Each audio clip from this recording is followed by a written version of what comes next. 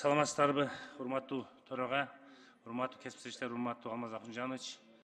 Мен бүгүн ушул Ала Бука Чаткал районундагы эскилиги жеткен, авариялык абалда турган мектептерди, ооруканаларды, бала бакчаларды жөнүндө айтып кетким келип атат.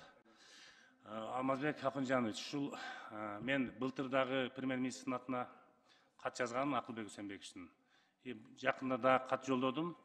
Ушул эскилиги жеткен мектеп бала бакчалар боюнча ушул быйыл бюджетке ошол тизмени бердим да, ошону дагы бир карап, ошону бир көзөмөл кылып койсоңуз жакшы болот эле да.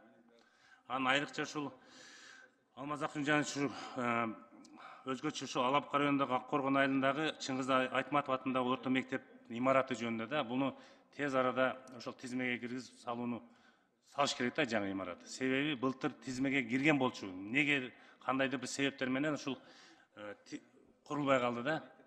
Себеби ушул бүгүнкү күндө ушул балдар бирлик кооператив мекемесинде окушуп атат да. Ошондуктан ушул биринчи кезекте ушул Чыңгыз Айтматов мектебин ушул быйылкы тизмеге киргизип, аны башташ керек. Экинчи ошондой эле район Достук айылындагы Баканбаев атындагы орто мектебинин имараты дагы өтө коркунучтуу абалда. Бардык объекттер боюнча ошол МЧСтин тыянагы чыккан.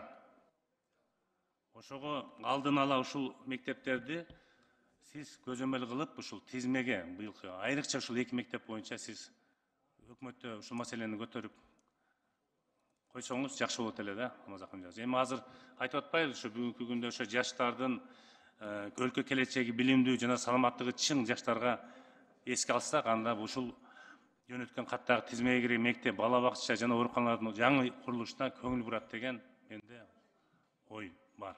Ошондуктан Алмаз Акунжанович ушуну маселени мен ойлойм ушул өкмөттө көтөрүп, ушул жардам берет деген ойдомун. Чоң рахмат.